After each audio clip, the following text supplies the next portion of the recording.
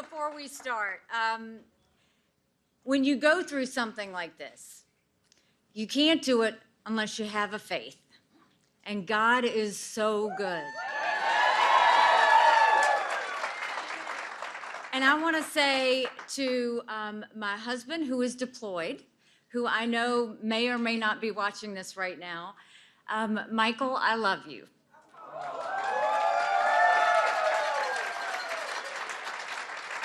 And what keeps me going is I know we sleep under the same stars. So I want to say to Rena and Josh and Nayland, I am so proud of you.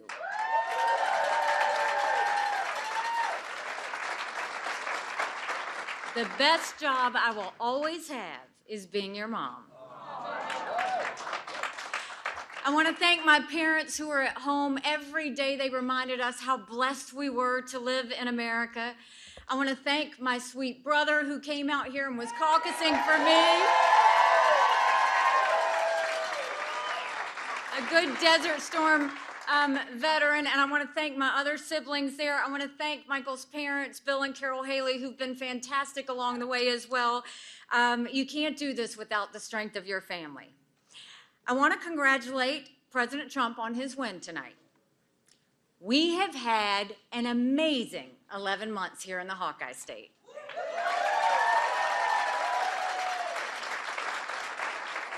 I came to Iowa early and often, and I kept coming back, even though the cold weather is brutal.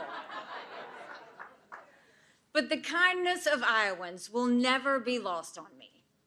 You're faithful, patriotic, and hardworking Americans, and I will forever be grateful for the time that we had.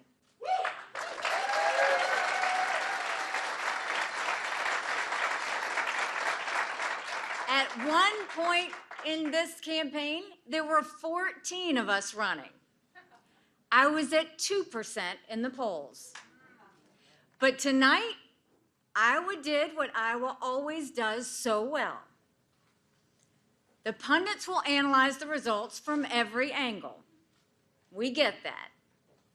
But when you look at how we're doing in New Hampshire, in South Carolina, and beyond,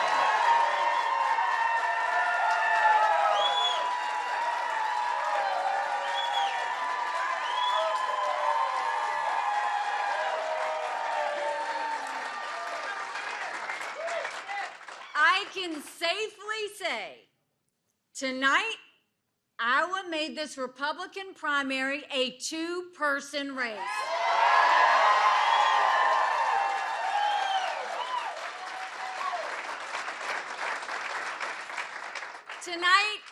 Tonight, I will be back in the great state of New Hampshire. And the question before Americans is now very clear. Do you want more of the same? Or do you want a new generation of conservative leadership?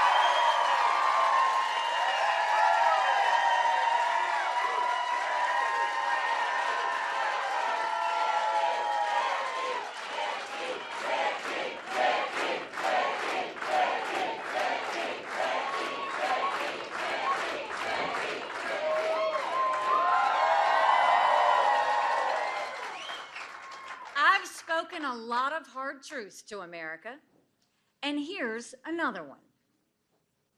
I voted for Donald Trump twice. I was proud to serve in his administration. But when I say more of the same, you know what I'm talking about. It's both Donald Trump and Joe Biden. They have more in common than you think. 70% of Americans don't want another Trump-Biden rematch.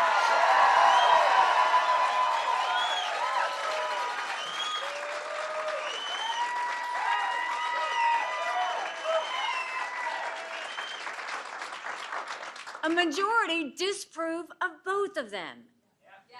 Trump and Biden are both about 80 years old. Trump and Biden both put our country trillions of dollars deeper in debt, and our kids will never forgive them for it.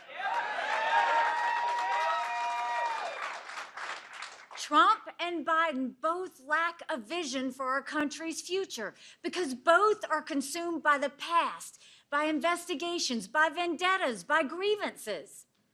America deserves better.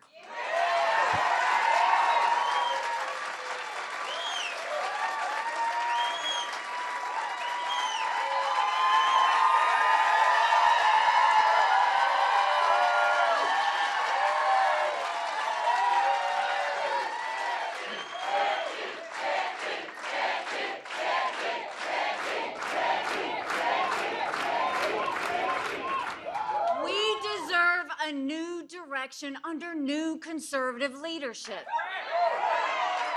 We deserve a president who will focus on the needs of our people, not on themselves. A president who will rebuild our economy, close our border, and stand up to our enemies. Most importantly, we deserve a president who will stop our self-loathing, end division and fear, and make America strong and proud.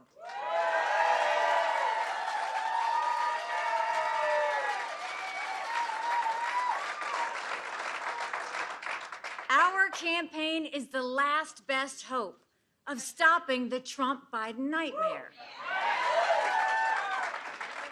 But it's more than that.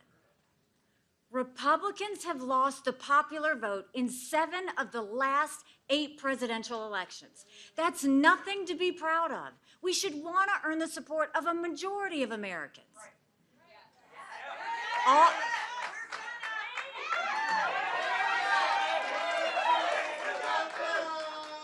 All the evidence says that if it's a Trump-Biden rematch, it's going to be another toss-up election.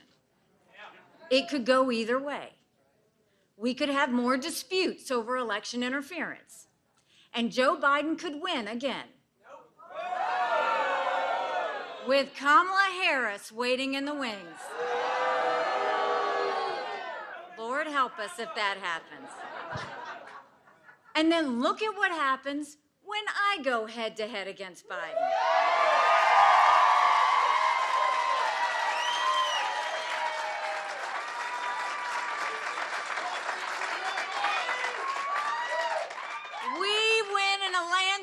In a landslide, it's not even close. That means no recounts, no lawsuits, and no doubts. It means no more Chuck Schumer leading the Senate. No more endless votes for House Speaker because we'll have a huge House majority. We'll term limit the do-nothing Washington politicians. We'll rebuild our economy and secure our border. No more excuses. And make no mistake, we will restore our national pride. We are blessed to live in America, and it's time that we remember that. And as we head to New Hampshire, I have one more thing to say. We're gonna win!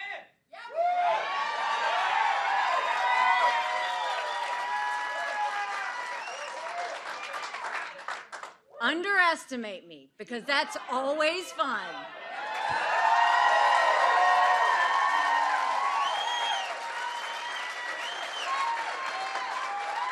I love you, Iowa, but we're on to New Hampshire.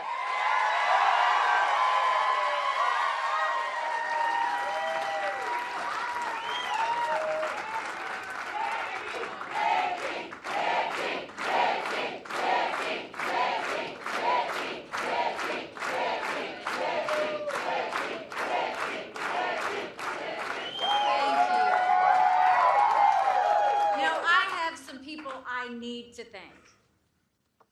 Right here in Iowa, we have so many great supporters. And I only have time to mention a few, but it's important. Marlis Popma. Many of you know and love Marlis, who has been a conservative fighter her entire career. State Senator Chris Knoyer, our amazing state chair, who has been hustling all over the state, but she has been a fantastic friend. Thank you, Chris, for all that you've done. Our state rep, Austin Harris, our very first endorsement in Iowa, he believed in us when not a lot of people did.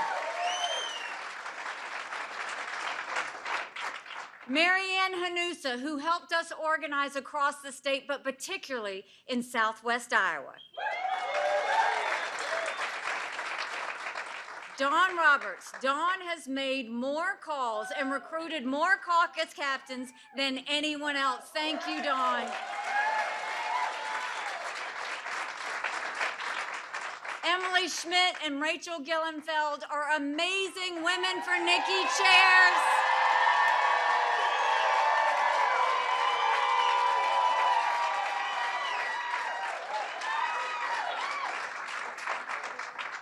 Bill and Connie Funk. Y'all have been amazing friends. Thank you for everything. I truly do love you both. Thank you. Thank you. The great mayor of Nevada, Brett Barker, who helped us organize in Story County.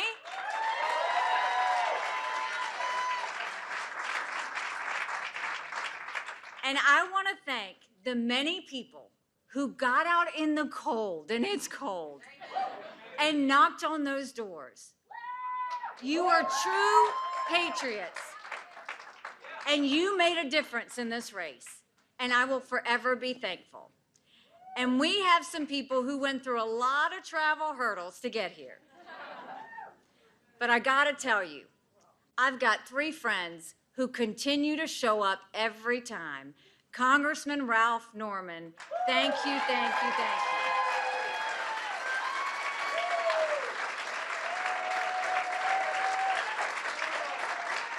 Senator Tom Davis, who drove like 800 miles to be here.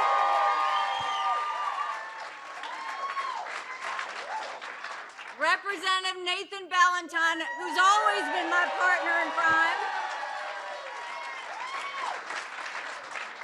Thank you, Iowa. We're going to continue on. We're going to make you proud, and we're off to New Hampshire. Thank you very much, guys.